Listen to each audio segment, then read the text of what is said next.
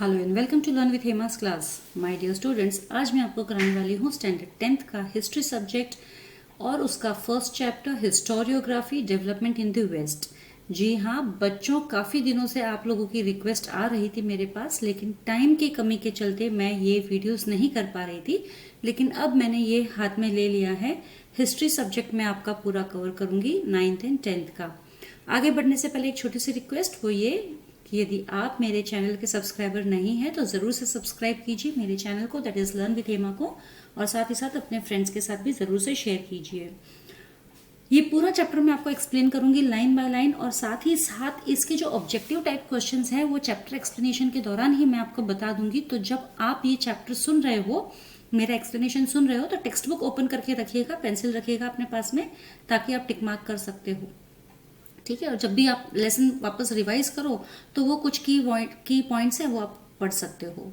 और अगर आपको वीडियोस अच्छे लगते हैं तो आप लाइक बटन हिट करना ना भूलें, और साथ ही साथ अपने प्यारे प्यारे कमेंट्स कमेंट बॉक्स में ज़रूर से शेयर कीजिए मेरे साथ में। तो चलिए शुरू करते हैं। Historiography development in the west. अब हिस्टोरियोग्राफी मतलब स्टडी ऑफ हिस्ट्री, ठीक है। डेवलपमेंट इन द वेस्ट मतलब हम वेस्ट में जब हिस्टोरियोग्राफी स्टडी ऑफ हिस्ट्री जब डेवलपमेंट हुआ, उसके पहले क्या था, हम उसके बारे में भी थोड़ा सा जानकारी लेंगे कि हिस्ट्री हिस्टोरियोग्राफी जो राइटिंग ऑफ हिस्ट्री है या स्टडी ऑफ हिस्ट्री है वो पहले कैसी थी, फिर क्या चेंजेस आए, कौन कौन से थिंकर्स ने अपने व्यूज उस पर रखे और किस तरीके से उन्होंने अपने थीसिस रखे, और किस तरह से लोगों ने नई चीज़ों को अपनाना शुरू किया, नई बातों को अपनाना शुरू किया इन हिस्टोरियोग्राफी। तो ये सारी चीजें हम जानेंगे और लाइन बाय लाइन मैं आपको ये सब बताऊंगी, और इसके बीच में जो ऑब्जेक्टिव टाइप क्वेश्चंस है वो भी हम इसी बीच में करेंगे। ओके, तो चलिए शुरू करते हैं। सबसे पहला है आपका ये बॉक्स जिसमें ये 4 पॉइंट्स हमारे कवर होंगे। Tradition of historiography, modern historiography, development of scientific perspective in Europe and historiography, और नोटेबल स्कॉलर्स। ठीक है, तो सबसे पहले शुरू करते हैं। First paragraph. Historical research, writing and studies are carried out with an objective of understanding the chronology of the past events and the interconnections. अब जो भी हम हिस्टोरिकल रिसर्च करते हैं, राइटिंग करते हैं, स्टडीज करते हैं, तो ये सब क्या हम क्यों करते हैं, हमारा कुछ ऑब्जेक्टिव होता है इन सब के पीछे।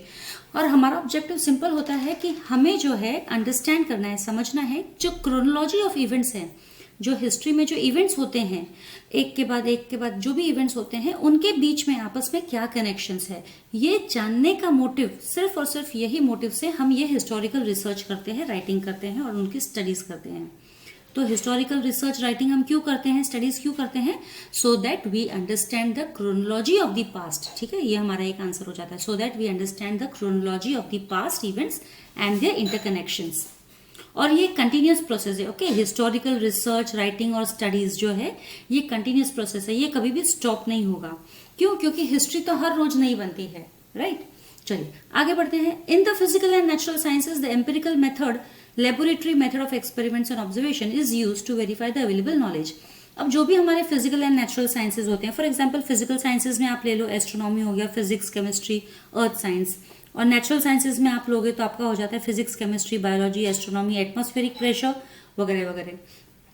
ये जितने भी साइंसेज है, फिजिकल और नेचुरल साइंसेज, ये हम इनके एक्सपेरिमेंट्स हम लेबोरेटरी में कहीं पर भी किसी भी वक्त कर सकते हैं।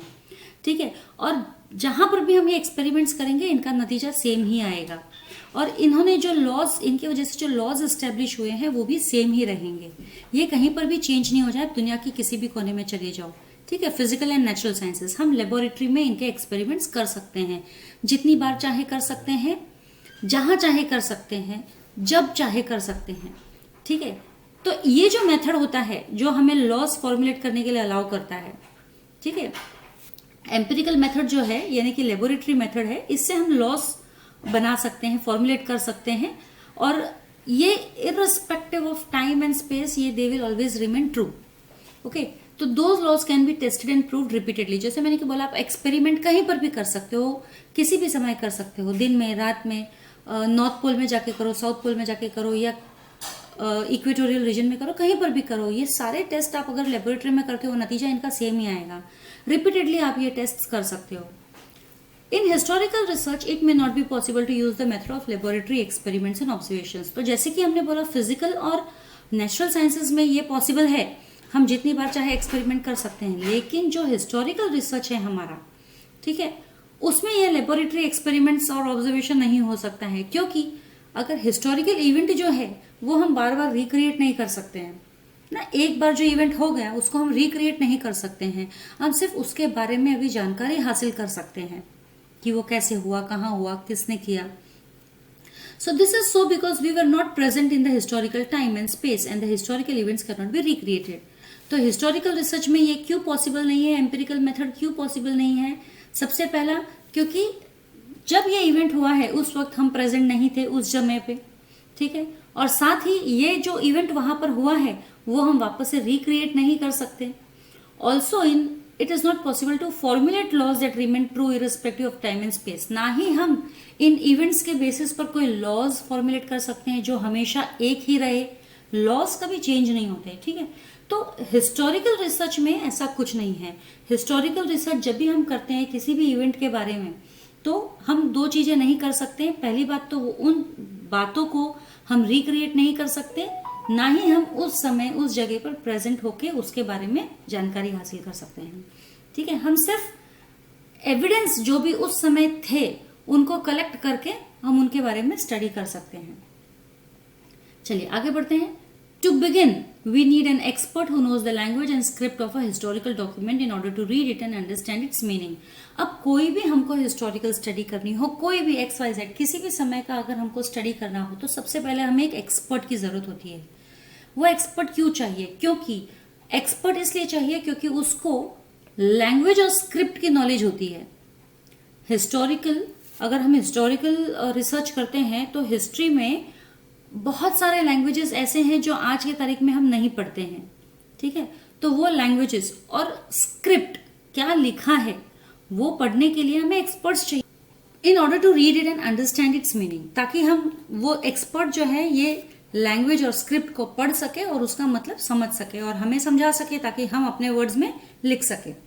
Also, the experts can examine the authenticity of the document by using criteria such as lettering style, author style of writing, manufacturing date and type of paper, stamps of authority, etc. अब यहाँ पे देखो, जो भी experts होंगे, ठीक है, सबसे पहले तो उनको लैंग्वेज और स्क्रिप्ट आनी चाहिए ताकि वो उसका मीनिंग हमें बता सके। सेकेंडली, एक्सपर्ट्स हमें बताते हैं कि जो भी रिसोर्सेज हमारे पास में है वो ऑथेंटिक है या नहीं, रियल है या फेक है, वो हमें बताएंगे। That is they examine the authenticity of the document.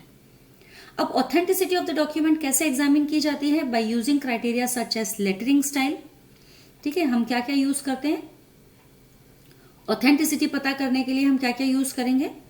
सबसे पहला है लेटरिंग स्टाइल, है किस तरीके से लेटर लिखे हैं, स्टाइल क्या है।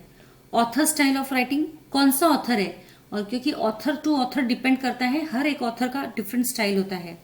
तो कुछ भी डॉक्यूमेंट का ऑथेंटिसिटी हमें पता करना है तो हमें लेटरिंग स्टाइल, डॉक्यूमेंट में क्या स्टाइल के लेटर्स यूज करे हैं, ऑथर का स्टाइल ऑफ राइटिंग क्या है, मैन्युफैक्चरिंग डेट क्या है, यानी कि ये डॉक्यूमेंट कब बनाया गया था, कौन सा टाइप का पेपर यूज हुआ है डॉक्यूमेंट में, स्टैम्प्स ऑफ अथॉरिटी क्या यूज किए गए हैं इस डॉक्यूमेंट में। तो ये सब चीजें जरूरी है। तो यहाँ पे आप एक ले सकते हो वेब डायग्राम आपका हो सकता है, what are the criterias used to examine the authenticity of the document, और criterias used to examine the authenticity of the document. तो ये हमारा आपका lettering style, author style of writing, manufacturing date, type of paper, stamps of authority. अगर 5 है ये, कोई भी 4 आप लिख सकते हैं अगर वेब आया तो, और अगर आंसर द फॉलोइंग में है तो आप 5 के 5 लिख लीजिए, ठीक है। अब सबसे पहले तो हमें एक्सपर्ट चाहिए, क्यों? लैंग्वेज और स्क्रिप्ट पढ़कर हमें समझाने के लिए। दूसरे में उसकी ऑथेंटिसिटी पता करने के लिए कि ये जो भी डॉक्यूमेंट है वो रियल है या फेक है, और अगर रियल है तो उसके क्या क्या क्राइटेरिया है जानने के, lettering style, author style of writing, manufacturing date, type of paper, stamps of authority. तो ये सब डॉक्यूमेंट जो भी है, अगर इनकी ऑथेंटिसिटी पता चल जाती है तो इनको हम और आगे फर्दर स्क्रूटिनाइज करते हैं, चेक करते हैं by a historian with the help of relevant historical references. एक हिस्टोरियन उनको चेक करता है रेलेवेंट रेफरेंसेस के थ्रू, जो भी उनके पास रेफरेंसेस है उनके थ्रू वो हिस्टोरियन जो है चेक करेगा कि ये डॉक्यूमेंट कितना सही है, कितने एक्सटेंट तक सही है, ठीक है, अब हम आगे आते हैं methods of various disciplines are useful in historical research. अगर हमें हिस्टोरिकल रिसर्च करनी है तो बहुत सारे अलग अलग मेथड्स हैं जो हम यूज कर सकते हैं हिस्टोरिकल रिसर्च करने के लिए। जैसे कि आर्कियोलॉजी। आर्कियोलॉजी क्या होता है? जो मॉन्यूमेंट्स होते हैं ना, पुराने मॉन्यूमेंट्स या टूटे हुए खंडर वगैरह, तो वो सबको स्टडी करते हैं आर्कियोलॉजी में, और उसके अंदर जो ह्यूमंस किस टाइप की लाइफ जीते थे वो पता चलता है आर्कियोलॉजी में। जैसे कि हड़प्पन सिविलाइजेशन है ना, हड़प्पन सिविलाइजेशन में हमें जो रोड के कंस्ट्रक्शंस मिले हैं, बाथ मिला है, ग्रेनरी स्टोर मिला है, डॉकयार्ड मिला है, तो काफी चीजें हमको वहां के लोगों के रहन सहन के बारे में पता चला, उनके रोड्स के बारे में, डिवीजन ऑफ सिटी के बारे में, तो लोगों के रहन सहन के बारे में, उनके इकोनॉमी के बारे में, उनके लाइफ के बारे में काफी कुछ पता चला है सिर्फ और सिर्फ वो एक्सकेवेशन से। That is called the archaeology, यानी ह्यूमंस का वे ऑफ लिविंग हमें पता चलता है स्टडी ऑफ आर्कियोलॉजी से। तो ये साइंस भी बहुत इंपॉर्टेंट है हिस्ट्री स्टडी करने के लिए। Then archival science. Archival science यानी कि जो भी डॉक्यूमेंट्स वगैरह हैं स्टोर करके रखे हुए हैं, वो हमेशा मतलब स्टोर करके रखे हुए, आर्काइव करके रखे हुए जाते हैं, ताकि जब भी हमें जरूरत लगे हम उनको रिफर कर सकें। ठीक है, ये मतलब पुराने डॉक्यूमेंट सारे लिखे हुए रहते हैं, वो उनको स्टोर करके रखे जाते हैं, ताकि आगे फर्दर कोई स्टडीज करनी है हमें तो हम इनको यूज कर सकते हैं एज रेफरेंस। देन मैन्यूस्क्रिप्टोलॉजी। मैन्यूस्क्रिप्टोलॉजी मतलब जो भी डॉक्यूमेंट्स है हाथ से जो लिखे गए हैं, हैंड रिटन होते हैं, टाइप रिटन नहीं होते हैं, मैन्यूस्क्रिप्टोलॉजी। तो मैन्यूस्क्रिप्टोलॉजी में बेसिकली लैंग्वेज, स्क्रिप्ट, इन सब की जानकारी होनी जरूरी है। और फिर पेपर का क्या है, लेटरिंग स्टाइल, ऑथर का स्टाइल ऑफ राइटिंग, जो हमने पीछे किया था वो सब। Then epigraphy. Epigraphy is the study of inscriptions. अब इंस्क्रिप्शन मतलब लिखावट, जो अलग अलग जगह पे आपको अलग अलग टाइप की लिखावट मिलेगी। इंस्क्रिप्शंस खुदा हुआ कहीं पर रॉक्स पे, केव्स के अंदर, सीलिंग्स पर, ठीक है, तो वो इंस्क्रिप्शंस, उसको बोलते हैं epigraphy, study of inscriptions. Next is analysis of lettering style, linguistics, numismatics, study of coin. तो लेटरिंग स्टाइल कैसा है, एनालिसिस, ये जस्ट हमने ऊपर अभी पढ़े थे इसके बारे में। लिंग्विस्टिक्स, कौन सा लैंग्वेज यूज किया गया है, and numismatics, that is study of coins. मतलब हम कहीं पर भी हिस्टोरिकल रिसर्च में देखो हमको कॉइन्स मिलते हैं, तो वो कॉइन कौन से टाइम पीरियड का है, कौन सा मेटल है वो कॉइन में यूज किया हुआ, और उस पर क्या छपा हुआ है, कॉइन के ऊपर अगर कुछ लिखा हुआ है, छपा हुआ है, तो it tells us about the time और the kingdom from where it belongs to. Genealogy, that is study of lineage, यानी कि कोई अगर एंसेस्टर है तो उसका वंश चला है तो उसके आगे और कितने उसके वंशज रहे हैं। Genealogy that is study of lineage, सबसे पहला राजा कौन था किसी किंगडम का, फिर उसके बाद में उसका बेटा कौन था, फिर उसका बेटा कौन था, फिर उसका बेटा कौन था, ऐसा लाइन बाय लाइन। ठीक है, तो अब हम सीधा शुरू करते हैं ट्रेडिशन ऑफ हिस्टोरियोग्राफी से। ये पहला ही हमारा एक आंसर है यहाँ पे। शुरुआत करेंगे। We have learned about the historical research method. ऊपर अभी हमने पढ़ा historical research method. Critically examining historical sources, क्यों हमें क्रिटिकल एग्जामिन करने पड़ते हैं, and writing the historical narrative. ठीक है, ये सब क्रिटिकली एग्जामिन करके ही हम नैरेटिव लिख सकते हैं। सो ये जो writing of critical historical narrative, it is known as historiography.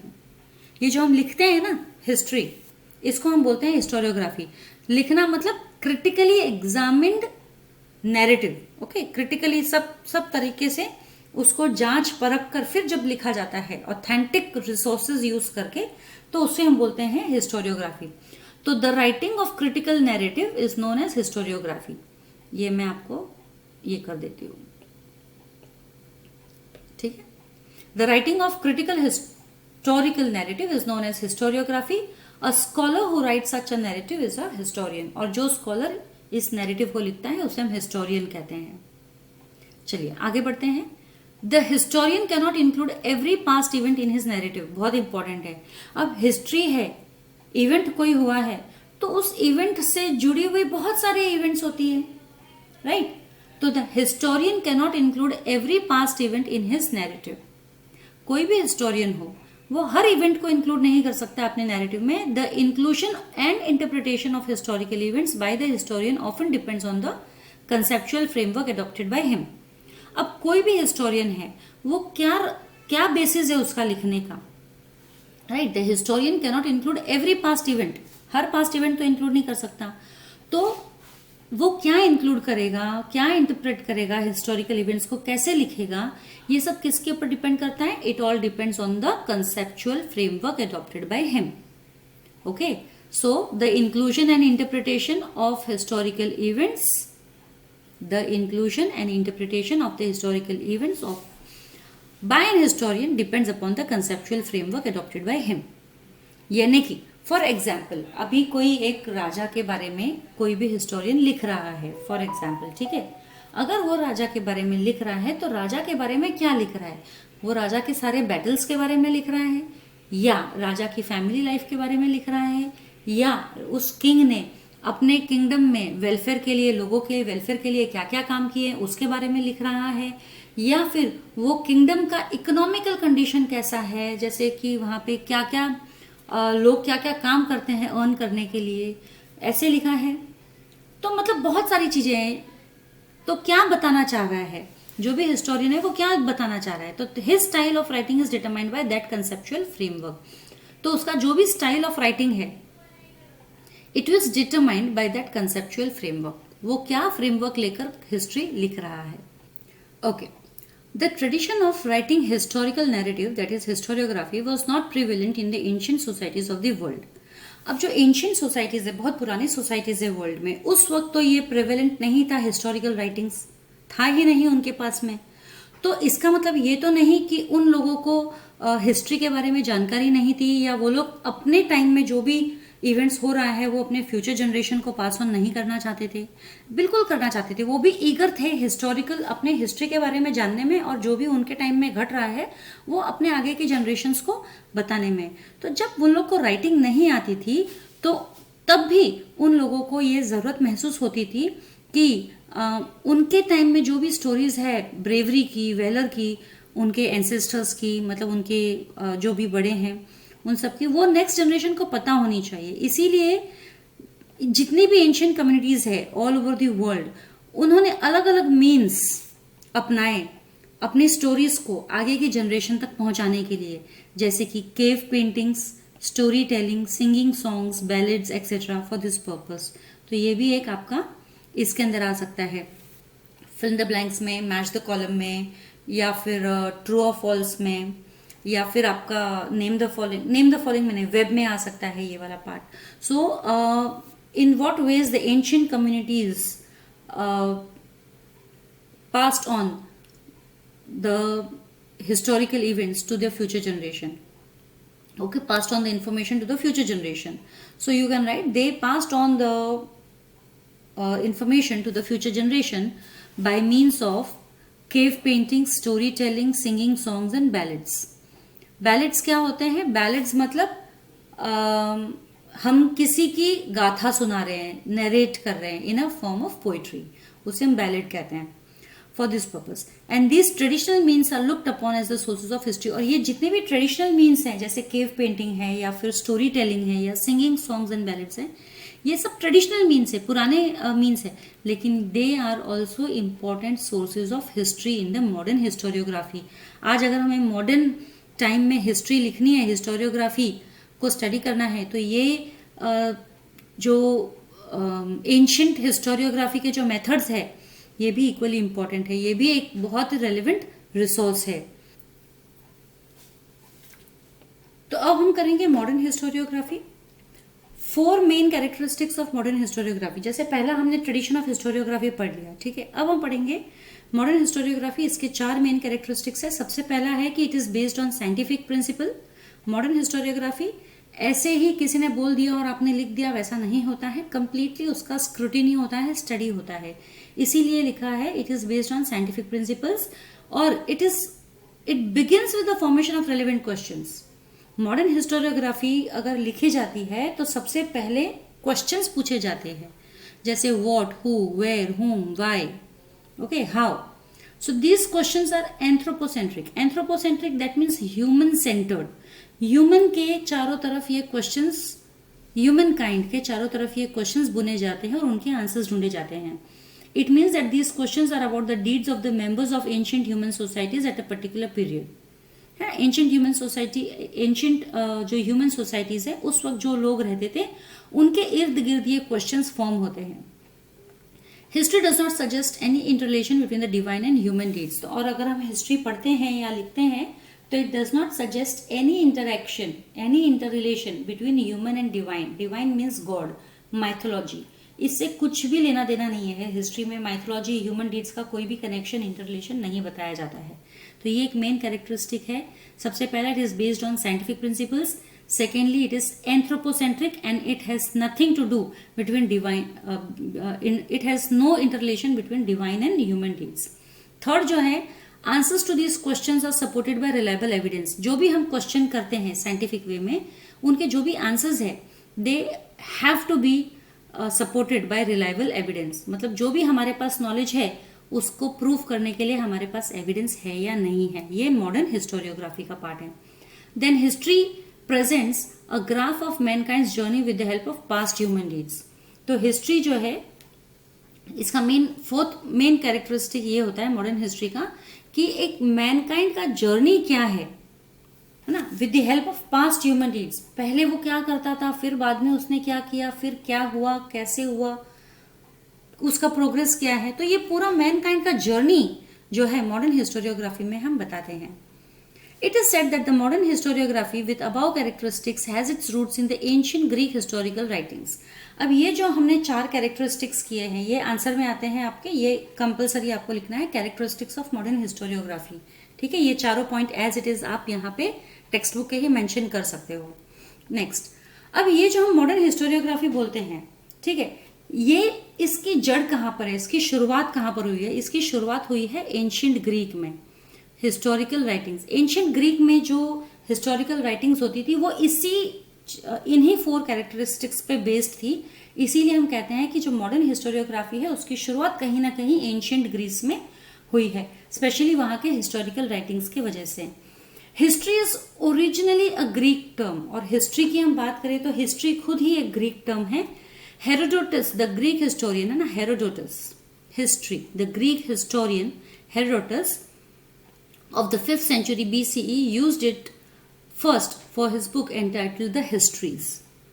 तो हेरोडोटस ने सबसे पहले यूज किया है हिस्ट्री टर्म उसकी बुक में, द हिस्ट्रीज। और हेरोडोटस को हम the father of Greek history कहते हैं, the Greek historian of the 5th century BCE।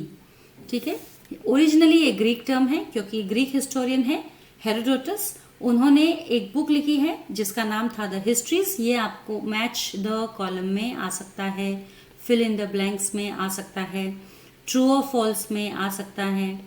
ठीक है, ये चीज जो है Herodotus the histories, Greek historian in 5th century BCE, ये 4 पॉइंट याद रखो आप। ठीक है, तो where does the modern historiography with above characteristics has its roots? It has its roots in the Greek, ancient Greek historical writings. Okay? और history भी originally Greek word ही है। चलिए बढ़ते हैं आगे। Development of scientific perspective in European historiography. अब development of scientific perspective in European historiography की हम बात करते हैं। साइंटिफिक पर्सपेक्टिव मतलब क्या है कि हर चीज को, जो भी हिस्टोरिकल इवेंट्स होते हैं उनको हम क्रिटिकली एग्जामिन करते हैं, उनके बारे में हम एविडेंस ढूंढते हैं और उनकी सच्चाई के बारे में जानकारी लेते हैं। और जब सारे एविडेंस प्रूव करके हमें पता चल जाता है, यकीन हो जाता है कि ये सच है, तो हम उसको हिस्ट्री में लिखते हैं। तो ये हो गया scientific perspective.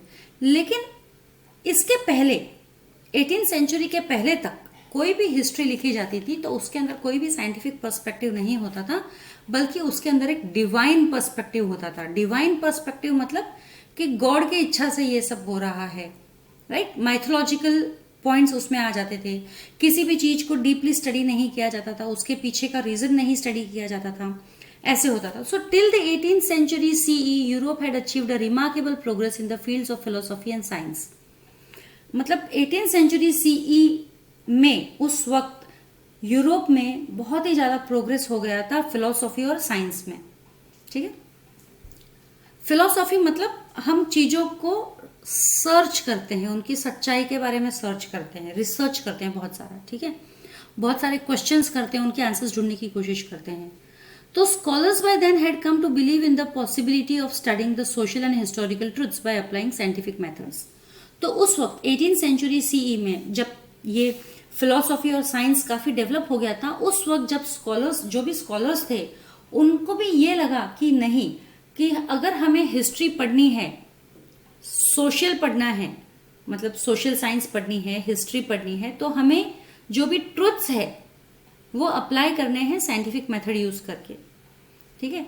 Scholars by then had come to believe in the possibility of studying the social and historical truths, क्योंकि स्कॉलर्स भी बिलीव करने लगे थे कि अगर हमें सोशल और हिस्टोरिकल ट्रुथ स्टडी करने हैं तो वो साइंटिफिक मेथड्स को अप्लाई करने ही होंगे। Now the philosophical discussions focused more and more on the objectivity in history and historiography. What do you mean bye objectivity in history? Reliability पता करनी है, किसी भी चीज की रिलायबिलिटी, वो कितना ऑथेंटिक है, वो सब पता करना है। That is called as objectivity in history and historiography. ठीक है। तो अब जो, क्योंकि फिलोसॉफिकल डिस्कशंस तो कैसे मोर एंड मोर फोकस करते हैं, क्या हुआ, क्यों हुआ, कब हुआ, कैसे हुआ, है ना, ये सब चीजें। तो ये हुआ सब 18th सेंचुरी के बाद में। 18th सेंचुरी तक तो खाली डेवलपमेंट्स हो रहे थे, और ये जो स्टडी है हमारी हिस्टोरियोग्राफी 18th सेंचुरी के बाद की है। उसके पहले सब डिवाइन रिलेटेड होते थे। प्रायर टू 18th सेंचुरी, देखो यहाँ पे मेंशन भी है, prior to the 18th century European universities were interested only in the philosophical discourses revolving around divine phenomena. क्योंकि 18th सेंचुरी के पहले जितने भी यूरोपियन यूनिवर्सिटीज थे, वो सब इसी बात पे ज्यादा इंटरेस्ट देते थे, इसी बात में ज्यादा इंटरेस्ट देते थे कि जितने भी फिलोसॉफिकल डिस्कोर्सेस है, जितनी भी बातें होती हैं, फिलोसॉफिकल बातें, वो सब डिवाइन बातों के इर्द गिर्द होती है, डिवाइन, माइथोलॉजिकल, उसके ही इर्द गिर्द होनी चाहिए। पहले वो यही बिलीव करते थे यूरोपियन हिस्टोरियंस। लेकिन हाउएवर ये सिनेरियो जो है चेंज होने लगा। 1737 CE the Gottingen university was founded in Germany. कब चेंज हुआ ये सिनेरियो? पहले सिर्फ डिवाइन फिलोसॉफी होता था, लेकिन उसके बाद में 1737 CE के बाद में गोटिंजन यूनिवर्सिटी, जो कि जर्मनी में है, this university for the first time had an independent department of history. मतलब ये उस वक्त इस्टेब्लिश हुई थी गोटिंजन यूनिवर्सिटी जर्मनी में। तो जब ये इस्टेब्लिश हुई थी तो उन्होंने फर्स्ट टाइम एक इंडिपेंडेंट डिपार्टमेंट रखा था हिस्ट्री का। अब तक हिस्ट्री को ऐसे ही लेते थे कंबाइंड स्टडी में, लेकिन अब हिस्ट्री को गोटिंजन यूनिवर्सिटी में एक सेपरेट डिपार्टमेंट रखा था। तो यहाँ पे ये आपका fill in the blanks, match the column, ये ऑब्जेक्टिव में आ सकते हैं। यूनिवर्सिटी का नाम, कहाँ पर है यूनिवर्सिटी का नाम है गोटिंजन यूनिवर्सिटी, और कहाँ है वो? जर्मनी में है। कौन से ईयर में है? 1737 CE। और फर्स्ट टाइम उन्होंने इंडिपेंडेंट डिपार्टमेंट ऑफ हिस्ट्री रखा था। Later other German universities also became centres of historical studies. और फिर उसके बाद में तो दूसरे जर्मन यूनिवर्सिटीज जो थे, उन्होंने भी हिस्टोरिकल डिपार्टमेंट को एक इंडिपेंडेंट डिपार्टमेंट का दर्जा दिया। ठीक है। तो सबसे पहले शुरुआत कहाँ हुई? जर्मनी में। अब फोर्थ वाला जो कि आ रहा है, सबसे इंपॉर्टेंट वाला, नोटेबल स्कॉलर्स, क्योंकि इसके ऊपर काफी सारे क्वेश्चंस हमको आते हैं इस फर्स्ट चैप्टर से। ठीक है। काफी सारे क्वेश्चंस में नोटेबल स्कॉलर्स के बारे में, the contributions of many scholars are important in the development of historiography. बहुत सारे स्कॉलर्स ने अपना कंट्रीब्यूशन दिया है, अपना योगदान दिया है, अपना पॉइंट ऑफ व्यू दिया है हिस्ट्री को लिखने का, पढ़ने का, समझने का। तो let us have a look at the contributions of a few notable scholars. तो कुछ नोटेबल स्कॉलर्स के बारे में हम पढ़ेंगे यहाँ पे। सबसे पहले हैं, तो ये फर्स्ट नोटेबल स्कॉलर जिनके बारे में हम पढ़ेंगे, that is Rene Descartes. Rene Descartes was the foremost among scholars who insisted on verifying reliability of historical documents by critically examining them. तो रेने डेकार्ट वो पहले ऐसे स्कॉलर थे जिन्होंने कहा कि अगर हिस्टोरिकल डॉक्यूमेंट्स को स्टडी करना है तो उनको क्रिटिकली एग्जामिन करना बहुत ज़रूरी है। वेरीफाई अगर करना है तो उनकी रिलायबिलिटी को हमें वेरीफाई अगर करना है तो क्रिटिकली उनको एग्जामिन करना पड़ेगा। और among the rules given by him in his book, उसने अपनी बुक में कुछ रूल्स दिए हैं, और वो बुक का नाम क्या है? Discourse on the method. The following is suppose to have a great impact on the scientific method of research. तो उनकी बुक का नाम क्या है? ये आपको आएगा। ओके, ये आपको आएगा। Name the following, match the column, या फिर राइट और रॉन्ग में चूज करना है आपको ना, चूज द रॉन्ग पेयर। और तो उसके अंदर the book written by Rene Descartes, Rene Descartes के जो बुक लिखी है डिस्कोर्स ऑन द मेथड। तो इसके अंदर उन्होंने कुछ रूल्स दिए हैं। अगर हमें हिस्टोरिकल डॉक्यूमेंट है हमारे पास में और उसका हमको रिलायबिलिटी पता करनी है तो उसके अंदर कुछ रूल्स दिए हैं जो हमें फॉलो करने चाहिए। ठीक है। And the following is suppose to have a great impact on the scientific method of research. और इस बुक में जो भी रूल्स है उनका बहुत गहरा असर है हमारे मेथड ऑफ रिसर्च में, साइंटिफिक मेथड ऑफ रिसर्च पे गहरा असर हुआ है। Never to accept anything for true till all grounds of doubt are excluded. तो यहाँ पे क्या चीज लिखी है उन्होंने, सबसे पहला मेन इंपॉर्टेंट क्या है, never to accept anything for true, मतलब जब तक हमें कोई ठोस सबूत नहीं मिल जाता तब तक हम किसी भी चीज को सच नहीं मान सकते, right. Never to accept anything for true till all grounds of doubt are excluded. जब तक कि सारे डाउट हमारे क्लियर नहीं हो जाते हैं तब तक किसी भी चीज को हम कंप्लीटली सच नहीं मान सकते, ठीक है। तो ये चीज हमें ध्यान रखनी है। डिस्कोर्स ऑन दी मेथड, ये रेने डेकार्ट का बुक है। ये आपको पेयर्स में आ सकता है पूछने के लिए, जैसे मैंने बताया ये जो ऑब्जेक्टिव है या फिर हर तरीके के ऑब्जेक्टिव में किसी भी तरीके से पूछ सकते हैं। तो आपको इनके बुक का नाम पता होना चाहिए, प्लस ये चीज आपको पता होनी चाहिए कि he was the scholar who actually insisted on verifying the reliability of historical documents by critically examining them, ठीक है। नेक्स्ट हम आते हैं वोल्टेयर के पास में। वोल्टेयर जो है 1694 टू 1778, वोल्टेयर्स ओरिजिनल नेम वॉज, उनका ओरिजिनल नेम क्या था, फ्रैंकोय मारी एरोइट, ठीक है। He was French, Voltaire French थे। ही ओपाइंड दैट, ही ओपाइंड मतलब उनके मतानुसार यानी उनके ओपिनियन में, that along with objective truth and chronology of historical events, considering social traditions, trade, economy, agriculture, etc. was also equally important in historiography. Again ये चीज आपको ऑब्जेक्टिव्स में आ सकते हैं, आंसर द फॉलोइंग में आ सकता है क्या, कि Voltaire was the person who was of the opinion that along with, मतलब हमारा जो ऑब्जेक्टिविटी है, ऑब्जेक्टिविटी मतलब क्या होता है कि रिलायबिलिटी है ना, किसी भी डॉक्यूमेंट की रिलायबिलिटी को हमें पता करना है। तो along with objectivity and the chronology of historical events, और जो हिस्टोरिकल इवेंट्स हुए हैं उनका जो क्रोनोलॉजी है, उसके अलावा हमें और क्या क्या चीज़ों पर ध्यान देना चाहिए हिस्टोरिकल स्टडीज़ में, जैसे कि सोशल ट्रेडिशंस क्या है, ट्रेड, इकोनॉमी, एग्रीकल्चर, इन सब चीज़ों पे भी हमें ध्यान देना चाहिए। ये भी हिस्टोरियोग्राफी मतलब हिस्ट्री लिखने में ये चीज़ें भी इक्वली इंपॉर्टेंट है। तो ये चीज़ों के लिए भी एक आंसर आ सकता है आपका Voltaire, okay. What was Voltaire's opinion about writing historiography. तो वोल्टेयर का ओपिनियन क्या था, that along with the objectivity, truth and chronology of historical events, what the other things should be considered, what are the other things that should be considered, that is they are social traditions, trade, economy, agriculture, social traditions, trade, economy, agriculture, ठीक है, etcetera etcetera दिया है, लेकिन ये 4 point आप लिख सकते हैं, ये वेब में आ सकता है। It gave rise to the thought that understanding all aspects of human life is important for history writing. तो इसके वजह से ये थॉट आया सभी के दिमाग में कि ह्यूमंस के सिर्फ फाइट्स, हमें बैटल्स नहीं बताने हैं या उसके कॉन्क्वेस्ट्स नहीं बताने हैं, उसके अलावा ह्यूमन के इर्द गिर्द में जो भी चीज़ें घटती है उसके लाइफ में, उसके फैमिली में, उसके आसपास में, वो सभी चीज़ें हमें इंक्लूड करनी चाहिए in the writings of historiography. That is it gave rise to the thought that understanding all aspects of human life, है ना, ह्यूमन लाइफ के सारे एस्पेक्ट्स को हमें समझना जरूरी है for history writing. Thus it is said that Voltaire was the founder of modern historiography. ये हमको fill in the blanks में पूछ सकते हैं, ठीक है। Voltaire was the founder of modern historiography, ये बोल सकते हैं इस तरीके से, ठीक है। अब हम आते हैं तीसरे नोटेबल स्कॉलर की तरफ। तो तीसरा नोटेबल स्कॉलर है हमारा Georg Wilhelm Friedrich Hegel. Georg, okay, we will not call it George, we will call it Georg Wilhelm Friedrich Hegel, ठीक है। Hegel was a German philosopher। अब हम हेगल की बात करें तो Hegel was a German philosopher. He insisted that the historical reality should be presented in a logical manner. उन्होंने क्या इंसिस्ट किया गेorg ने, कि जो भी हिस्टोरिकल रियलिटी है, जो भी हिस्ट्री है, उसको हमें प्रेजेंट करना चाहिए इन अ लॉजिकल मैनर, कि पहले क्या हुआ, फिर क्या हुआ, क्यों हुआ, किसके वजह से हुआ, क्या रीजन है। To him the time line of historical events was indicative of progress. क्योंकि गेorg के लिए, हेगल के लिए जो टाइम लाइन है, हम यूजुअली हिस्ट्री लिखते हैं तो टाइम लाइन तो बनाते ही है, ये साल में ये पैदा हुआ, ये साल में इसने प्रोग्रेस किया, ये साल में ऐसा हुआ वैसा हुआ, वो सब हम करते ही हैं। तो गेऑक के लिए टाइमलाइन जो है of historical events was indicative of progress. Timeline दिया है मतलब वो बता रहा है कि प्रोग्रेस हुआ है।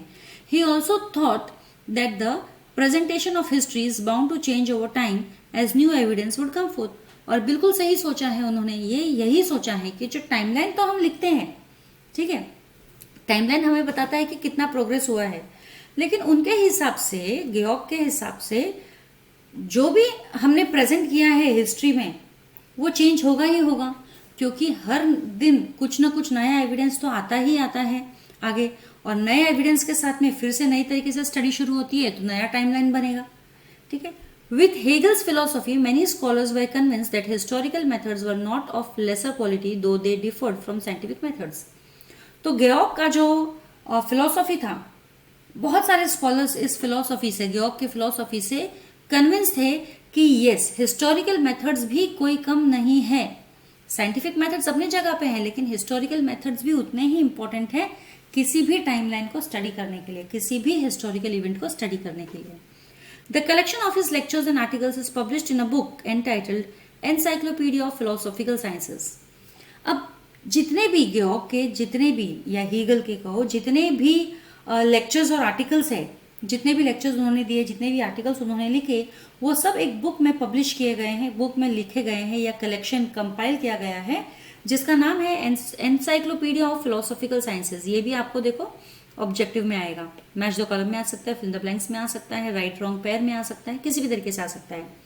That is, this was written by गेऑक विल्हेम फ्रेडराइक हेगल, ठीक है, क्या, encyclopedia of philosophical sciences. His book reason in history is well known, और उनकी जो दूसरी बुक है रीजन इन हिस्ट्री, ये भी बहुत वेल नोन है, लोग बहुत मतलब लोगों के बीच में बहुत पॉपुलर थी, reason in history. It is good to know this, ये इंपॉर्टेंट इसलिए है क्योंकि एक एज एन आंसर भी यूज होता है, एज एन आंसर ये यूज होता है ब्रीफ आंसर्स में, ठीक है। According to Hegel, grasping the meaning of any event happens in terms of two direct opposites. Hegel कहते हैं कि अगर आपको किसी भी इवेंट का मतलब समझना है तो उस इवेंट को आप दो अलग अलग तरीके से समझने की कोशिश करो। Human mind can not understand the true nature of that event. अब ह्यूमन माइंड तो हमारा ऐसा है कि वो इवेंट का एक्चुअल मकसद क्या है वो नहीं समझ सकते विदाउट अंडरस्टैंडिंग द ऑपोजिट, उसका ऑपोजिट के बिना वो नहीं समझ सकते। फॉर एग्जाम्पल, ट्रू फॉल्स, जैसे भी एक चीज ट्रू है तो दूसरा चीज फॉल्स होगा। फॉर एग्जाम्पल, अगर मैंने बोला है कि two opposite poles attract each other, तो ये तो ट्रू है। तो अगर मुझे दूसरा स्टेटमेंट देना है कि two opposite poles do not attract each other, है ना, एक फॉल्स स्टेटमेंट भी दिया है मैंने, तो फिर बाद में हम दोनों को टेस्ट करेंगे, वेरीफाई करेंगे। तो इसीलिए ये कहते हैं कि true, false, good, bad, etcetera. In order to understand the true nature of a thing one need to know both true and false. अगर किसी भी इवेंट का ट्रू नेचर पता करना है तो सच और झूठ हमें दोनों पता होना चाहिए। सिमिलरली अच्छा और बुरा भी हमें पता होना चाहिए। This method of analysis which is based on opposite is known as dialectics. ये इंपॉर्टेंट है, ये आंसर में आता है। Dialectics, what do you mean by dialectics? ये जो है ये method of analysis in which is based on opposites. Okay, जो भी एनालिसिस का मेथड है हमारा जो ऑपोजिट्स के ऊपर बेस्ड होता है उसे हम डायलेक्टिक्स कहते हैं। In this method of theory is proposed. तो इस मेथड में क्या होता है मैं आपको ऐसे बताती हूँ, एक थियरी प्रपोज की जाती है, ठीक है। अब इस थियरी को जो प्रपोज की जाती है उसे हम कहते हैं थीसिस। प्रपोज थियरी को हम कहते हैं थीसिस। और इसके अगेंस्ट में एक दूसरी थियरी प्रपोज की जाती है जो इसके ऑपोजिट रहती है, इसके अगेंस्ट में। ओके, एक थियरी हमने प्रपोज की है उसको हम थीसिस कहेंगे। इसी थियरी के अगेंस्ट में, ऑपोजिट में एक दूसरी थियरी पेश की जाती है जिसको हम एंटीथीसिस कहते हैं। और फिर बाद में दोनों को थरली स्टडी करके जो दोनों का मिक्सचर में एक जिस्ट बनता है, दोनों का थीसिस और एंटीथीसिस दोनों का मिला के, उसको हम बोलते हैं सिंथेसिस। यानी this process of arriving at the new thesis is called synthesis. तो ये डायलेक्टिक्स के लिए ना पूरा आप यहां से ले सकते हो, ये पूरा येलो वाला पार्ट, ठीक है, इट इज इंपॉर्टेंट। ये पूरा एज एन आंसर आप यूज कर सकते हो। नेक्स्ट हमारे नोटेबल स्कॉलर है Leopold von Ranke. Historiography of the 19th century was greatly influenced by the thoughts of Leopold von Ranke of Berlin University. 19th century के historiography को काफ़ी influence किया था इन्होंने। He spoke about the critical method of historical research. Historical research की critical method के बारे में भी इन्होंने कहा था। He put emphasis on the utmost importance of information gathered through original documents. इन्होंने इस बात पर जोर दिया कि अगर आपको हिस्टोरियोग्राफी मतलब हिस्ट्री लिखनी है, इंफॉर्मेशन चाहिए, स्पेशली इम्पोर्टेंस ऑफ इंफॉर्मेशन कब होगी, जब ये इंफॉर्मेशन आपको ओरिजिनल डॉक्यूमेंट से मिलेगी, right. So information gathered through original documents, that is more important. He also stated that all types of documents associated with a historical event need to be examined with greatest care.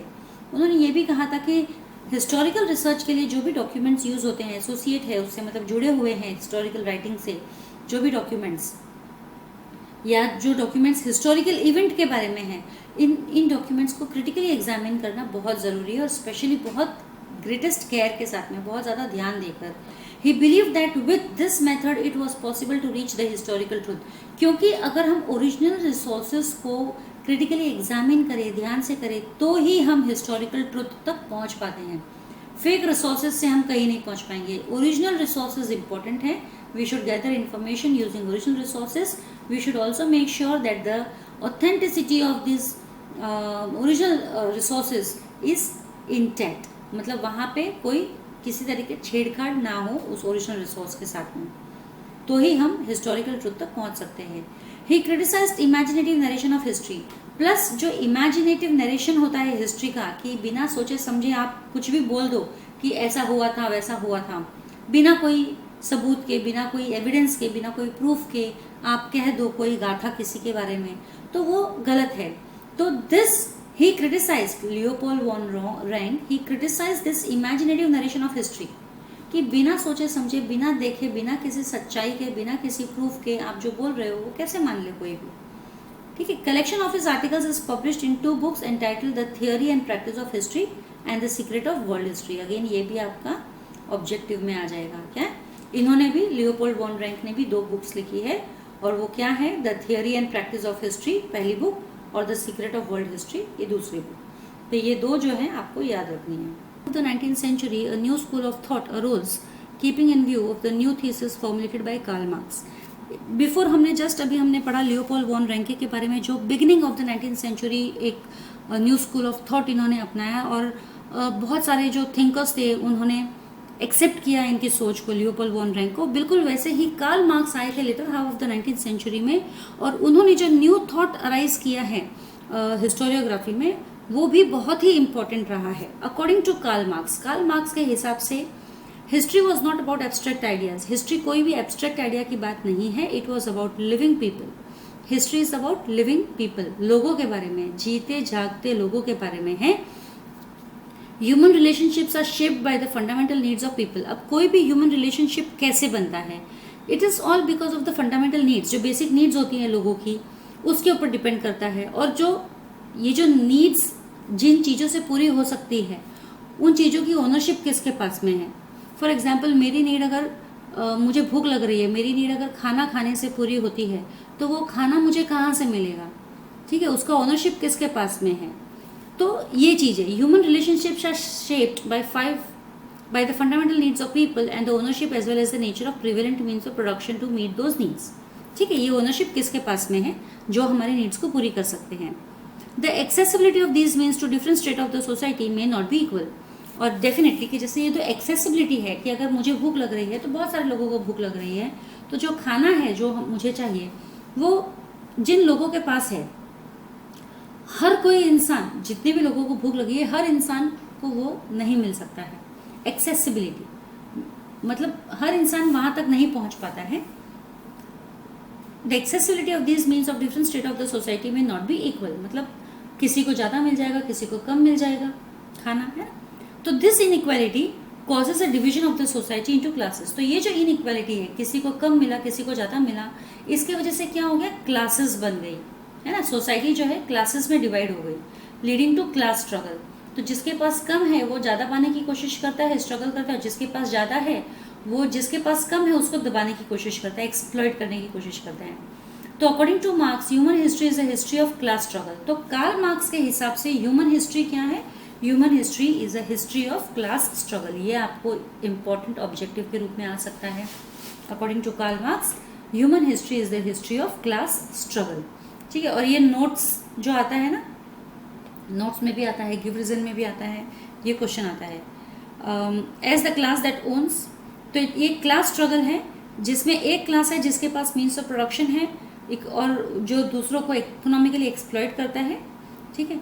Das Kapital a treatise written by him is the most referred book all over the world. Das Kapital इनकी जो book है लिखी हुई, ये पूरे world में popular है, most popular all over the world, Das Kapital. तो ये अगेन आपका आ जाता है ऑब्जेक्टिव टाइप में, फिल इन द ब्लैंक्स में, ठीक है। Now Annales school, let's learn about Annales school. Annales school क्या है, ठीक है। At the onset of 20th century a new school of historiography arose in France. ये भी इंपॉर्टेंट है, इसके ऊपर भी क्वेश्चन आता है अनाल स्कूल के ऊपर, ठीक है। तो जब 20th सेंचुरी की बिगनिंग हुई, अभी देखो हम 17th century, 18th century, 19th century सब आ गए। हम जैसे जैसे आगे बढ़ते हैं वैसे वैसे नए नए स्कॉलर्स आते हैं, नई नई बातें लेकर आते हैं, ठीक है। तो जब शुरुआत हुई थी 20th सेंचुरी की, उस वक्त एक नई स्कूल भी आई हिस्टोरियोग्राफी की, जो कि फ्रांस में अरोज हुई थी। इसके पहले हमने जर्मन थिंकर्स के बारे में देखा, ठीक है। तो फ्रांस में ये नई हिस्टोरियोग्राफी आई है, in which is known as Annales school. Annales school gave a new direction to history writing. Annales school की वजह से हिस्ट्री राइटिंग को एक नई दिशा मिली है। It was recognize now that history is not only about the political events. ये इंपॉर्टेंट है, देखो अनाल स्कूल के वजह से ये लोगों ने रिकॉग्नाइज किया है।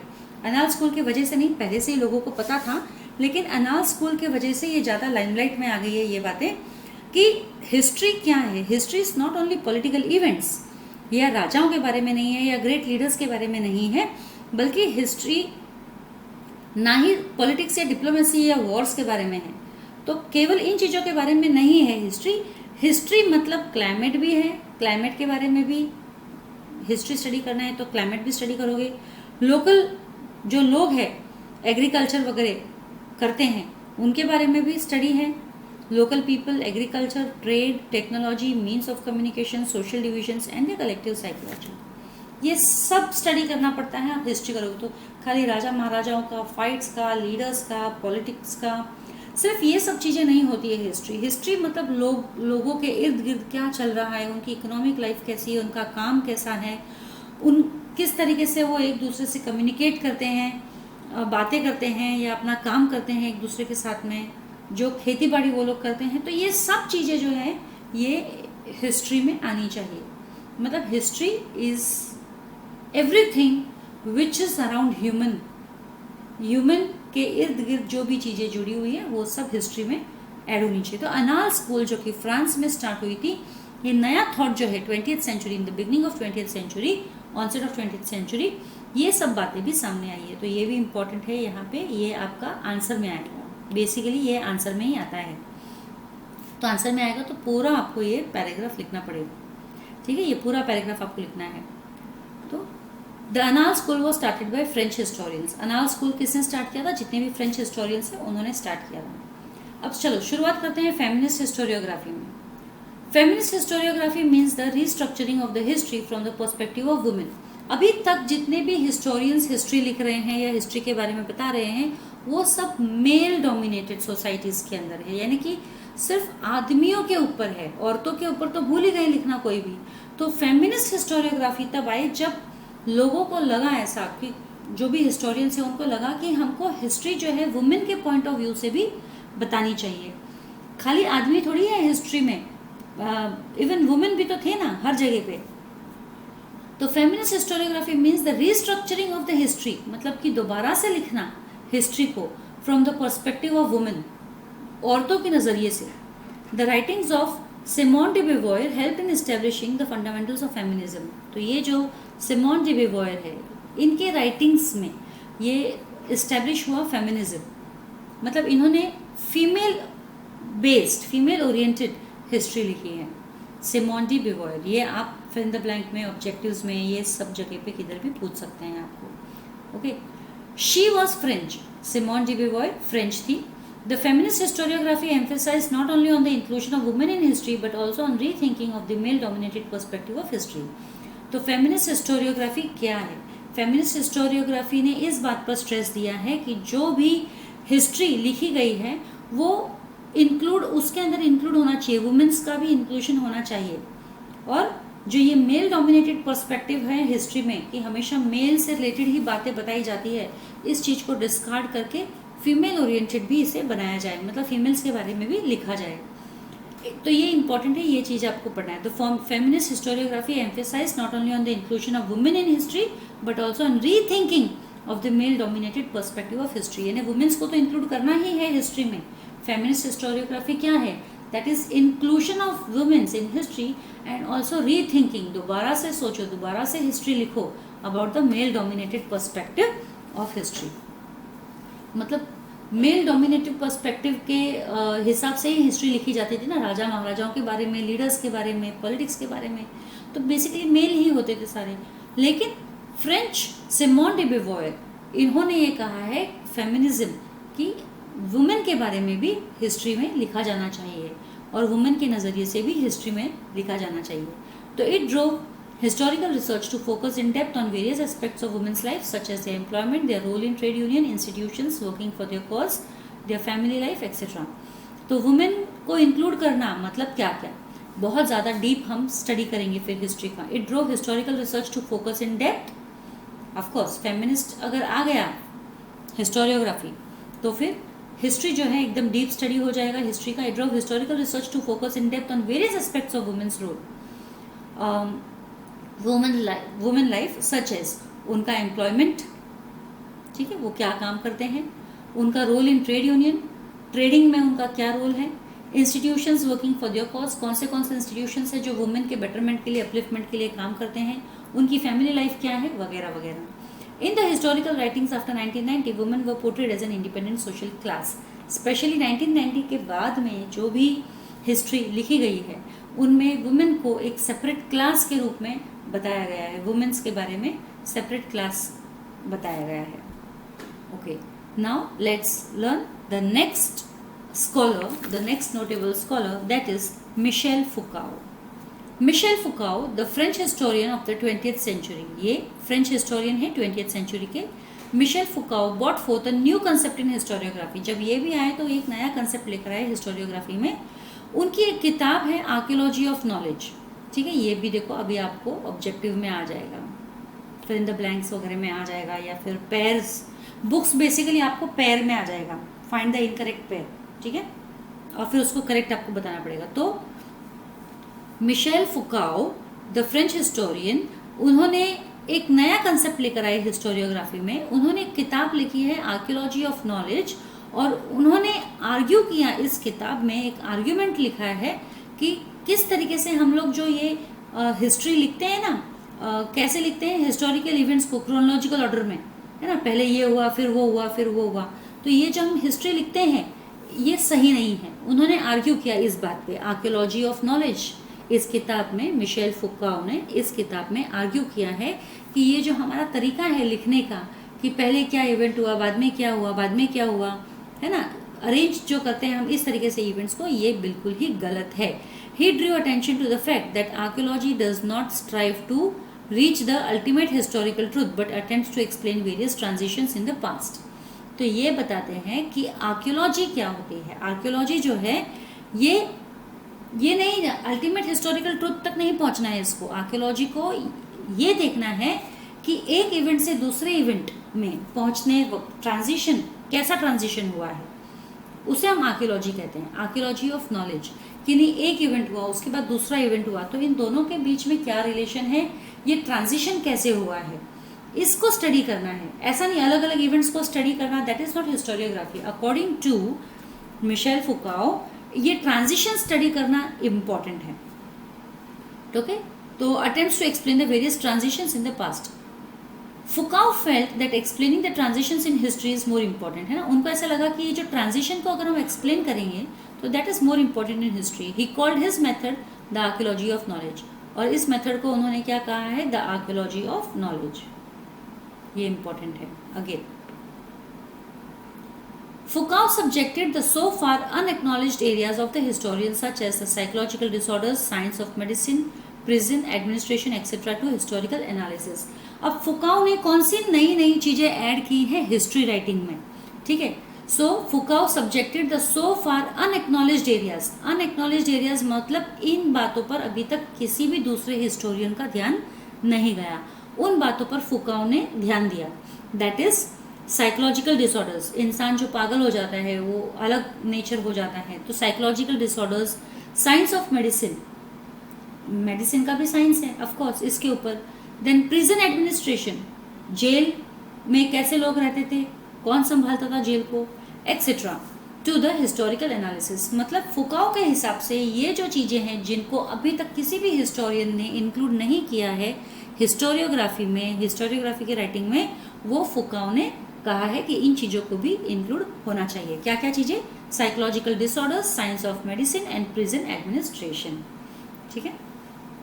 Thus the scope of historiography kept continuously expanding, तो इस तरीके से जो स्कोप ऑफ हिस्टोरियोग्राफी है वो कंटिन्यूसली एक्सपांड ही होता जा रहा है। जैसे बिगिनिंग में हमने देखा कैसे 16-17 सेंचुरी में जो हिस्टोरियोग्राफी थी, उसके बाद में किस तरीके से स्कॉलर्स आए, उन्होंने अपने अपने आइडियाज़ रखे सामने, ओपिनियन रखे, और दूसरे जो उस समय के जो दूसरे हिस्टोरियंस थे उन्होंने उन लोगों की बातों को समझा और उनको अपनाया। तो वैसे ही जैसे जैसे हम आगे बढ़ रहे हैं टाइमलाइन में, वैसे वैसे नए हिस्टोरियंस आ रहे हैं नई नई बातों को लेकर। तो ये जो है स्कोप ऑफ हिस्टोरियोग्राफी है, इट केप्ट कंटिन्यूसली एक्सपांडिंग, ये कंटिन्यूसली एक्सपांड ही हो रहा है। Writing of histories of various subjects like literature, architecture, sculpture, drawing and painting, music, dance, drama, films and television etcetera came into practice. यानी धीरे धीरे, यानी सिर्फ ह्यूमंस और उनके फाइट्स और उनकी पॉलिटिक्स के बारे में नहीं, अलग अलग चीज़ें भी उनके ऊपर भी हिस्ट्रीज लिखी जाने लगी। जैसे writing of histories of various subjects, जैसे लिटरेचर की हिस्ट्री लिखी गई, ओके, आर्किटेक्चर के ऊपर हिस्ट्री लिखी गई, स्कल्पचर के ऊपर हिस्ट्री लिखी गई। हिस्ट्री मतलब उसका शुरुआत क्या है, ओरिजिन क्या है, सोर्स क्या है, कहाँ से आया है और कैसे डेवलपमेंट हुए हैं उस चीज़ में, दैट इज ऑल हिस्ट्री। जो बीत चुका है वो सब हिस्ट्री है। तो स्कल्पचर, ड्राइंग, पेंटिंग, म्यूजिक, ये सब कहाँ से आए हैं, इनकी शुरुआत कहाँ से हुई है और कैसे कैसे डेवलपमेंट्स हुए हैं इनमें। Dance, drama, films and television, ये सब कुछ जो है ये धीरे धीरे हिस्टोरियोग्राफी में लिखने लगे लोग। तो इसके साथ ही मेरा ये चैप्टर जो है एक्सप्लेनेशन यहीं पर ख़त्म हो गया है। वैसे क्वेश्चन आंसर्स जो मैंने आपको बताए हैं कि ऑब्जेक्टिव टाइप है वो तो आपको पढ़ना ही है। अब जो हमारे मेन जो है कलर्ड बॉक्स, वो भी इम्पॉर्टेंट है, वो भी हमें करना ज़रूरी है। तो मैं सीधे चलती हूँ अपने कलर्ड बॉक्स की तरफ शुरुआत से। ठीक है, सबसे पहला है हमारा हिस्टोरिकल रिसर्च मेथड। ये जो है वेब के रूप में आता है। तो आपको ये दे देंगे राइटिंग ऑफ हिस्टोरिकल नैरेटिव। तो इसके लिए ये देखिए, राइटिंग ऑफ हिस्टोरिकल नैरेटिव सबसे पहला है examining relevant resources of the available historical information. Second, collecting historical information, highlighting the processes that led to historical transitions, carrying out comparative analysis. Third, understanding the references regarding time and space of the given historical event and also various conceptual framework used in historical research method.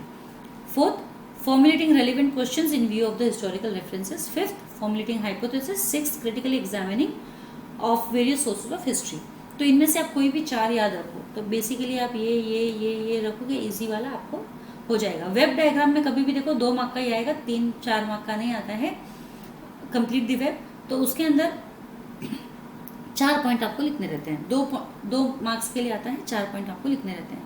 अब हम इसके लिए आते हैं the earliest inscription in the लॉवरी museum. इसमें क्या होता है, आपको ये पिक्चर दे दिया जाएगा और इस पिक्चर के बारे में आपको लिखना है, ये भी इंपॉर्टेंट है। तो the earliest inscription in the लॉवरी museum, the about picture shows a fragment of the earliest inscription. ये जो पिक्चर है यहाँ पे, ये बताता है हमें, एक टुकड़ा है ये अर्लीस्ट इंस्क्रिप्शन का, एक फ्रेगमेंट मतलब एक टुकड़ा है, एक हिस्सा है, एक पार्ट है, ये पूरा राइटिंग नहीं है। ठीक है, इसके अंदर आप कहीं कहीं पर देख सकते हो, आप मैं दिखा रही हूँ आपको, ये इस तरीके से कुछ आपको राइटिंग्स दिखेगी। ठीक है, ये सब राइटिंग्स ही है, डॉट्स दिख रहे हैं आपको। अब देखो यहाँ पे इसके बारे में हम पढ़ते हैं। The above picture shows a fragment of the earliest inscription, a forward marching file of soldiers holding shields and spears is seen here. ये देख सकते हैं हम, फॉरवर्ड मार्चिंग ऑफ सोल्जर्स, ये सारे सोल्जर्स दिख रहे हैं फॉरवर्ड मार्च किए हुए, जिन्होंने शील्ड्स और स्पीयर्स पकड़े हुए अपने हाथ में, और सामने देखो एक जनरल दिख रहा है हमें जो लीड कर रहा है। ठीक है, तो the above picture shows a fragment of the earliest inscription. Earliest inscription बहुत पहले, जो सबसे पहले शुरुआत में लिखा गया है उसके बारे में ये बताता है, लॉवरे म्यूजियम में रखा गया है। A forward marching file of soldiers, file of soldiers ये कलेक्टिव नाउन यूज होता है सोल्जर्स के लिए, file. Holding shields and spears is seen here, the general is in the front, यहाँ पे जनरल फ्रंट में है। The tradition of recording historical event can be traced back to Sumer civilization in Mesopotamia. ये एक point है, okay. First point ये है, second point ये ले लो। ये जो ट्रेडिशन है ऑफ रिकॉर्डिंग हिस्टोरिकल इवेंट, अब ये जो है यहाँ पे देखो आप, ये दिख रहा है ना आपको, इतने सारे सोल्जर्स है, मार्च कर रहे हैं, आगे जनरल है, तो ये एक इवेंट है, मे बी कोई वॉर पे गए हैं, बड़ा कोई एक इवेंट है। तो इस इवेंट को कैसे आगे की जनरेशन तक पहुंचा है, तो ये रॉक पर ये इंस्क्रिप्शन बनाया गया है, ये बताने के लिए, ये सब पिक्चर्स बताया गया है, लिखा गया है, ठीक है। तो ये जो ट्रेडिशन था रिकॉर्डिंग हिस्टोरिकल इवेंट, जो रॉक पे इंस्क्रिप्शन करके, ये ट्रेडिशन है कि रॉक पर लिख दिया गया, क्योंकि उनके पास ऐसे पेपर पे लिखने का कोई ये था नहीं chance. It can be traced back to Sumer civilization in Mesopotamia. Mesopotamia जो सुमेर सिविलाइजेशन है, वहां पर इसकी शुरुआत हुई थी। Names of Sumerian kings and the stories of battles fought by them have been preserved in various inscription. तो Sumerian kings के नाम और जो जो बैटल्स उन्होंने फाइट की और जीती है, वो सब इस तरीके से प्रिजर्व की गई है इंस्क्रिप्शंस में। The earliest inscription shown about dates back to 4500 BCE। तो ये जो ऊपर दिखाया गया है वो अर्लीस्ट इंस्क्रिप्शन 4500 BCE का है। It records a battle fought between two kingdoms. ये बताता है कि दो किंगडम्स के बीच में लड़ाई हुई है। It is now displayed at the Louvre museum in France. ये कहाँ पर है? लोवरे म्यूजियम फ्रांस में, ठीक है। नेक्स्ट, ये तो मैंने आपको बता ही दिया था, ठीक है। आई थिंक तो सारे पॉइंट्स मैंने इसमें कवर कर लिए हैं। क्वेश्चन आंसर्स के लिए मैं, अगर आप लोगों को चाहिए तो आप मुझे ज़रूर से कमेंट बॉक्स में लिखिए कि क्वेश्चन आंसर्स के लिए मैं अलग से वीडियो बना दूंगी, जिसमें सारे एक्स्ट्रा क्वेश्चन आंसर्स, आपके fill the blanks, match the column वगैरह सारे हो जाएंगे। तो आज के लिए इतना ही मैं यहाँ ख़त्म करूँगी। आई नो ये बड़ा वीडियो है, वन शॉट वीडियो है, लेकिन इसमें सारे पॉइंट्स मेरे कवर हो जाते हैं। इसमें बड़े आंसर्स भी मैंने आपको बता दिए हैं और ऑब्जेक्टिव टाइप क्वेश्चंस भी मैंने आपको पूरे बता दिए हैं। तो आज के लिए इतना ही। अब हम जल्द मिलेंगे अगले वीडियो में, तब तक के लिए stay safe, stay secure. Thank you.